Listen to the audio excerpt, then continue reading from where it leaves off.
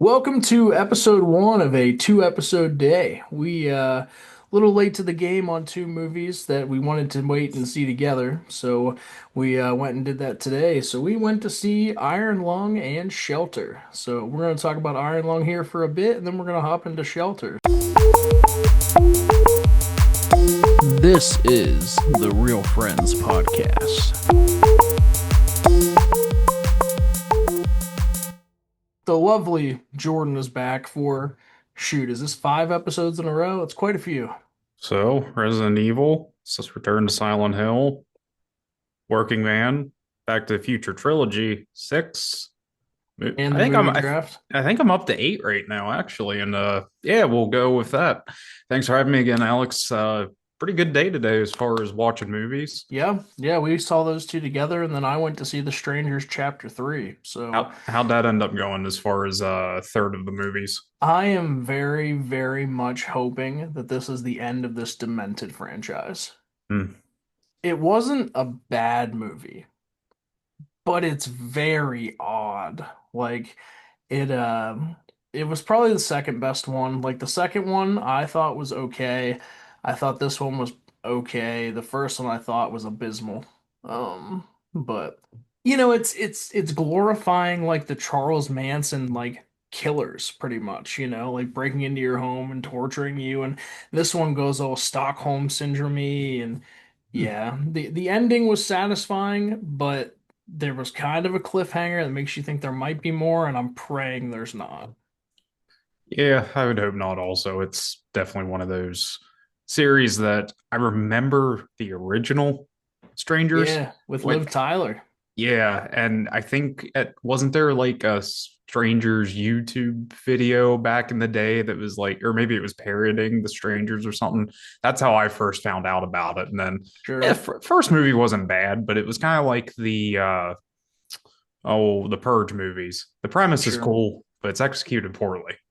Yep, yep, I'm with you there. Anyhow, Iron Lung, you sat on it for a couple hours now, more than a couple, probably about nine or so at this point. How do you feel about it now? So I know I'm gonna get a lot of hate on this for Markiplier's 400 million YouTube followers. Walking out of that theater, I said I hated that movie. Um, but like Jordan said, I've sat on it a little bit and I don't hate it. I really, really, really like am in awe of what he did.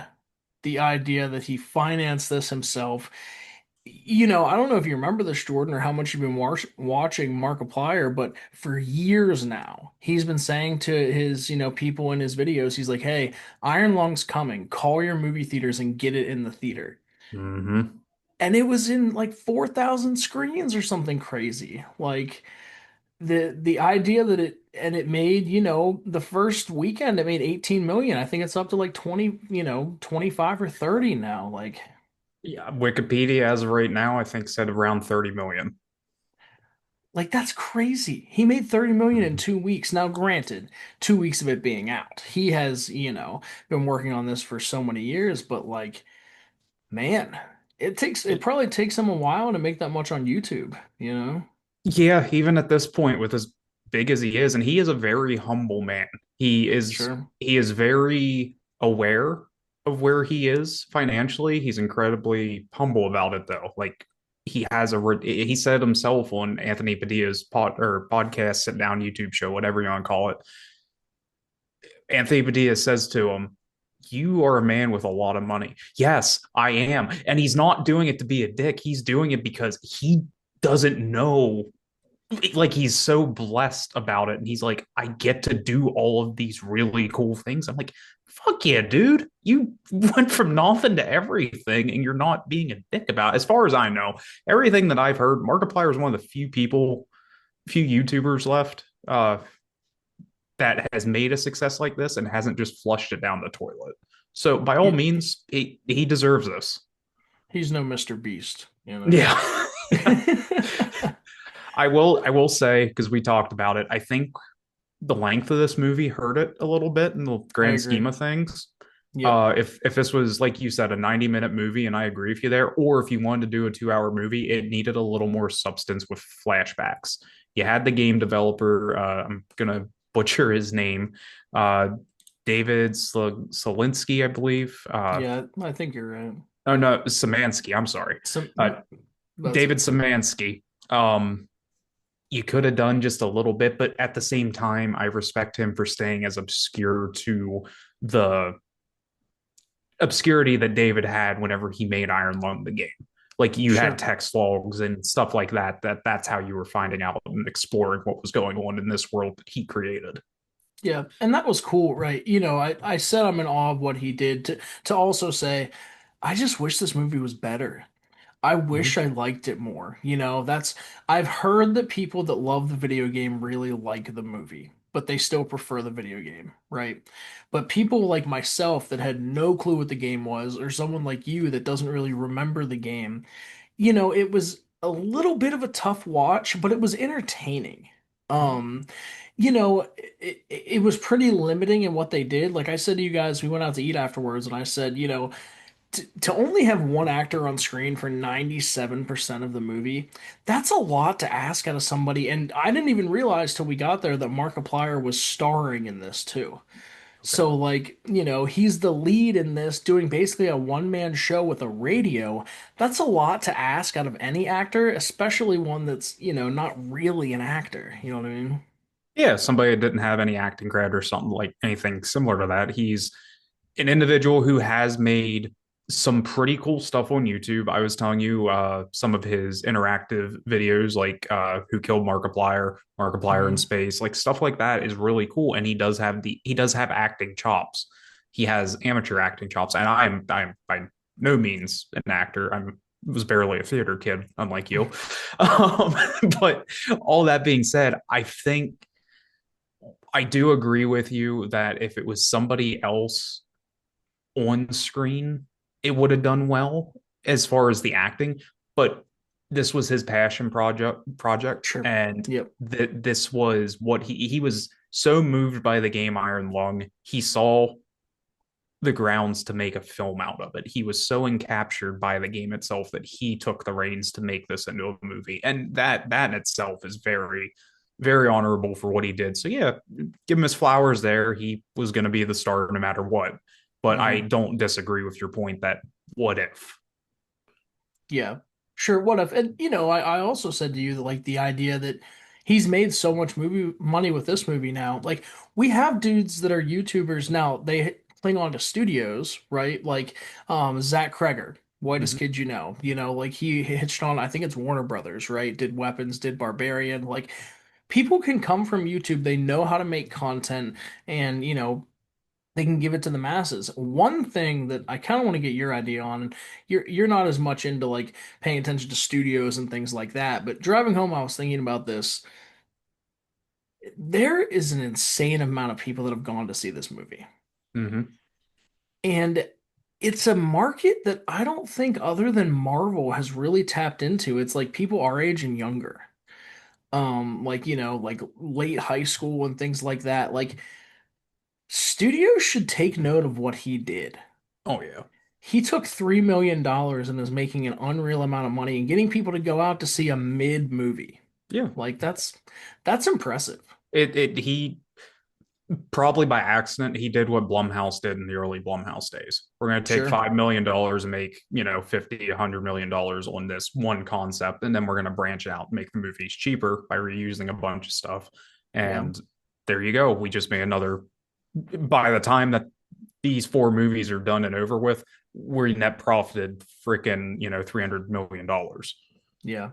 Yeah, So it's I, impressive.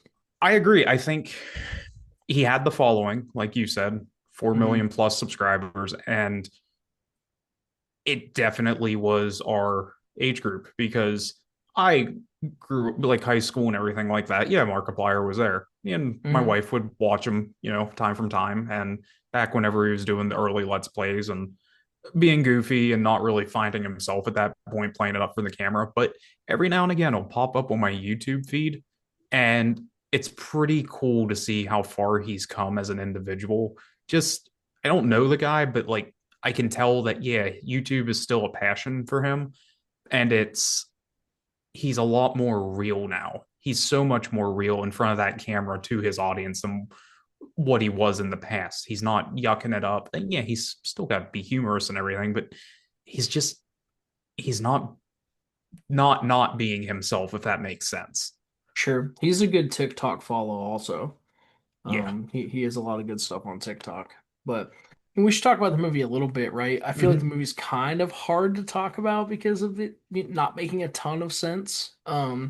But so he plays this character Simon, who we are told that he was arrested for something, and he's going on this mission into like a blood ocean to see what he can find there, in order to win his freedom. Yeah. And it's very heavily inspired by what I would consider cosmic horror, the eldritch myths and whatnot. Not Cthulhu, but if that's the eldritch horror that you're most familiar with, there you go. We don't know if this is Earth. We don't know where Well, it really is. they do say it's a moon. Okay, They I say at the missed beginning I that it's missed that little bit. some kind of moon, but I don't know, if it's our moon, if it's a distant moon. Like it seems like it's post-apocalyptic, but we don't really know. Yeah, the whole thing, the stars burnt out, the planets are burning out, like that type of deal. So, Hmm. um, big plot that how I was able to follow it was Simon and his followers, Simon the Butcher. Never really got into that. That would have been interesting. But him and this group of people he considered family brothers, whatever. Something went wrong in a plan, and they ended up blowing up some factory and killing like 30 some people, it was said. And he feels guilt about that. And pretty much when they weld him shut in this iron lung for him to go searching for stuff, um, supposedly, it's supposed to grant him his freedom. And then they keep on pulling the rug a little more and a little more and a little more on him. Um, so, yeah, that's kind of the general consensus of the movie as far as the overarching plot. Uh, Yeah, and they the lied to whole, him a lot, which is yeah. interesting. Like they, he clearly knows someone else has been on this in this submarine before. They tell him that they haven't been, like um yeah, it's odd. Like, you brought up the point, and I agree with you. Like, and to be honest with you, I think it hurts the movie a little bit, right? The title Iron Lung. I know it's the title of the game. It tells you that's going to be his coffin, Mm-hmm. right? And so the whole movie, like what I told you I was looking for was I need to see a reason why I want him to live. Yeah. Yeah, and that was the big thing. They play in it to try and make him sympathetic, which in certain cases it actually sticks because I mean, he's fighting for his life in this tomb basically, his own Hmm. coffin. And I've got to say like the hallucinations and the cinematography on what's real and what's not, they did a very good job on that. Yeah. Uh it made you feel like you didn't know what was going on, and that was a positive in that case. It wasn't like a, oh, I'm confused. It's a, oh man, what's real and what's not at this point that Yeah. you're questioning as much as Simon is. So they did a good job with that. Yeah, and they spent years editing this movie because they wanted to look as good as possible for the 3 million. Like the amount of money they spent on blood, dude. Like what is the stat about blood? Is this the most like fake blood ever in a movie? I'm pretty sure I'll look it up, but I'm pretty sure 80,000 gallons of blood or 300,000 liters.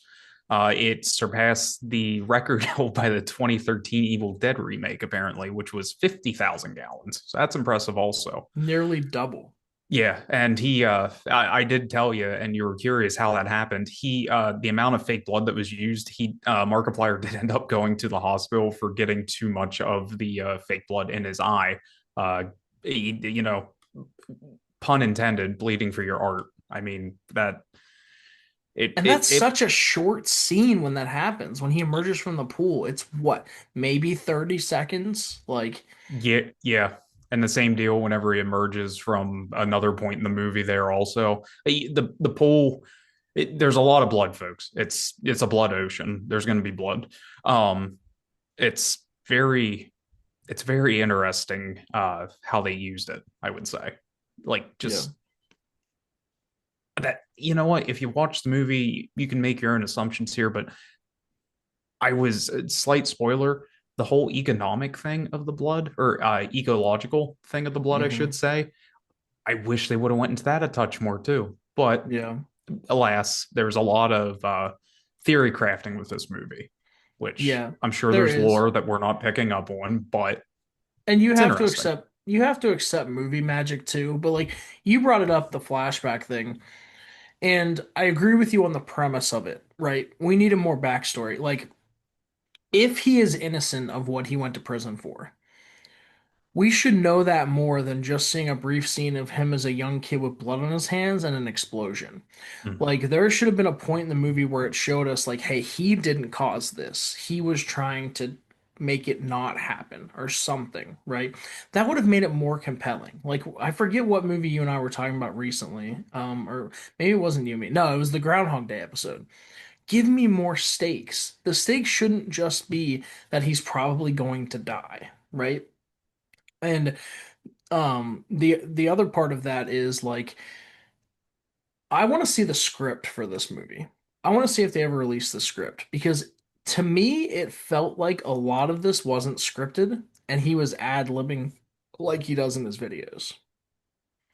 Yeah, it would be interesting to see that. I agree. I think while this is his baby, I would have been very interested. Now, here's the thing, Hollywood, as soon as you would get the writers involved, where I'm going with this, it would have been interesting to see somebody that was a professional director guide him and Hmm. tell him what he should be doing in those scenes. I'm not downing him on that. It's just something that popped into my head just now. Like, imagine Sam Raimi like guiding him through That's this. exactly who I thought of. I thought Sam Raimi would have been perfect for this.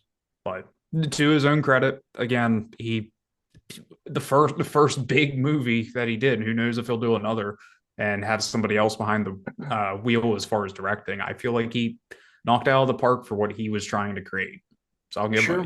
give him absolute credit for that. Um, And you have two icons in the video game, like modern video game landscape, right? You've got Markiplier, who has all the Let's Play videos, and mhm. he is, to me, he is the go-to video game streamer. And then when the credits were rolling at the beginning, Troy Baker's name popped up. Mm-hmm. Having Troy Baker, who is the voice actor for video games in this movie, was crazy. I wish we had seen him at least a little bit. But hearing him, I was like, dude, because the tricky part about hearing him is he has so many different voices you don't even know. I mean, I did not realize playing through Indiana Jones, the Golden Circle, right? That was Troy Baker. It wasn't Harrison Ford because he could be Harrison Ford. He absolutely could. And I said that to you and our buddy Damon also. I was just, you know, Troy Baker could just be Han Solo in the next Star Wars game they push out because he does such a good Harrison Ford impression. Like Yeah. it is spot on, especially when you watch it side by side with the movie and the game. Like, oh my, it's so darn good. Yep. Uh, but yeah, that being said, he was there for what 3 minutes. Troy Yeah. Baker. It was a And nice cameo. well, and he's the third highest billed actor in the movie. Like Yeah, it goes Markiplier, that woman, I want to give her her Carolyn flowers. Kaplan. Yep, yep, Carolyn Kaplan, who I feel like heard her voice in other things. You might have. She was known as Lita in Orange is the New Black. Oh, Couldn't tell she you hasn't much been more. in a bunch. She's mostly just been in TV. Hmm. This is her first movie too. So, Well, good. yeah. Yeah, I thought she was good. I thought she really reined him in, you know. Especially at Um the end, she was acting her ass off, even if it was just a voiceover. It was really yeah. good. Um, But I yeah. don't want to drag this on too long. There isn't a lot to talk about. It's one of those movies that you have to experience, but be warned, it's gonna slog at some points. But I will tell you, oh, flowers to Andrew Holschult. Oh my God, he knocked it out of the park again with another.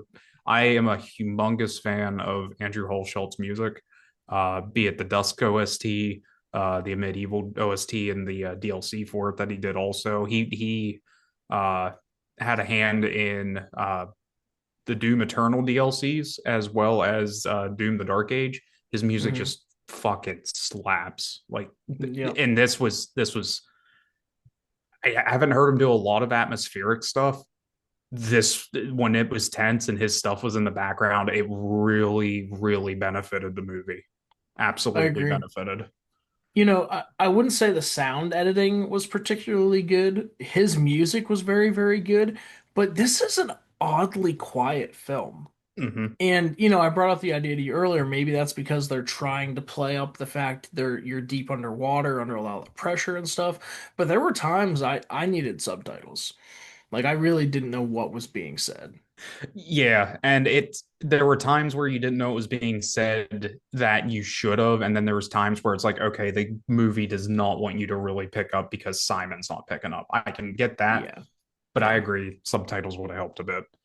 Yeah. Um, one last thing I'll give it, because we were saying about the cinematography, even though it was CG, the ending sequence that was really good, except for the one quick cut after a big moment happens there. That threw me off just for a second, but I just noticed it, and I'm like, that looked a little speed cammed, but not in the right way. Yeah. uh, Yeah. But yeah, like you said, like we're not going to talk too much about Iron Lung. We want people to go see it, go support independent film. Like this is great. It'll clear the way for more independent movies. But let's do our last thing, man. Let's give Iron Lung a rating. And we haven't even talked about it. This is our next entry in the video game adaptation series. yep. So give it our rating. Give it your rating based on the video game scale too, if you'd like, which we really haven't talked about. We talked about in the Resident Evil episode a little bit. Video game movies will probably never be rated as higher as other movies. It's gonna be hard to give a video game movie a 10, but We'll see. Super Mario Brothers movie is pretty darn close for me. I want to restate because of Return to Silent Hill. I said Super Mario Brothers movie. I meant the original, like okay. 80s film. I wasn't talking the I was about to Illumination. ask because I was Yeah, like, you love the Illumination yeah. one, No, like I was talking the original was better than the Return to Silent Hill, but it was down there for. yeah, But no, the Illumination one, very good. I think Super Mario Galaxy movie, I have very high hopes for. it's gonna That rip. That that trailer, dude, is yeah, so good. they just have to. They can do whatever they want to it. Just you have so much to do in Mario Galaxy. They can go so many places, and I'm very excited to see it. Yeah, most people I've talked to are like Super Mario Galaxy. My buddy Alvin said it. His favorite Mario game ever. Yeah, it's definitely up there. It is very, very, very good as far as the Mario games went. I think Odyssey beat it for me Sure. because I smiled ear from ear playing through that entire game, especially the ending, like the true ending, doing all the extra hard levels. It was fucking great. Yeah. But before we hop into our next episode, let's go. Give me your ratings for this. As a movie, I'm gonna give it credit where credit's due. It's getting a 70, a 7 out of 10 for me. As far as a movie or video game related movie adaptation, I think that Mark took what he could of a very obscure game, or not as far as the storytelling and everything, and made it his baby. I'm going to give this a passing grade. It's not going to blow your socks off, but if you just take it in and take it for what it is, I got to be honest. I would love to see a future movie by Markiplier. Maybe not necessarily directing it, but I'd like to see what his writing could do because I think it was well written. I think it Hmm. was not strongly directed. So that's where I'm at with it. I think I really like what you did there, and I think because this is only episode 3 of the video game series, and it's our show, right? I want to reset the criteria for ratings. So for a movie rating, let's go out of 10, but let's do exactly what you just did for a video game movie or not. Is it a worthwhile video game movie? Pass or fail? I'm gonna give it a pass. I think it was a very fateful for what you could do with it. And Sure. son of a bitch, he knocked it out of the park in my eyes for what it was. And again, I'd love to see more of what he can do in the future if this is the avenue he wants to keep pushing. Yep. Yeah, and I'm a little lower on this movie than you are. I wanted so badly to be higher, but when we walked out of it, I told you I was giving it a five, which that's pretty rough. And I sat on it, thought about it on the way home, had a nice hour drive home from the Regal, and I'm at a six. I'll give it a six. And most movies to me are either sixes or sevens. They're good. I could probably watch them again. I don't know if I would rewatch this movie. Maybe when it comes on, something like with subtitles, maybe that'll help it a little bit. But I'm at a six, and this is one of those ones, shocker, folks. I don't know a lot about the video game. I don't know a lot about many video games, but when we get to our Uncharted episode, I'll be all over that. But yeah, this is a pass. I mean, it was an entertaining video game movie. And I hope he makes more because, yeah, it was really good. So, any final thoughts on Iron Lung, or do we want to hop into our god, Mr. Jason Statham? No other thoughts on Iron Lung, but folks, check out Markiplier in Space and Who Killed Markiplier and whatever other interactive series on YouTube you might have done there. They're fun. They're worthwhile, and you can see where uh, you watch those and watch this, you can really see that while his acting chops aren't professional grade, he has improved a lot and really had a good swing at this. Sweet. Cool. Well, that's Iron Lung. And, click over to our next episode because this is a big 2 episode Monday. And we're going to be talking about Jason Statham. So, yeah, we'll see you over there.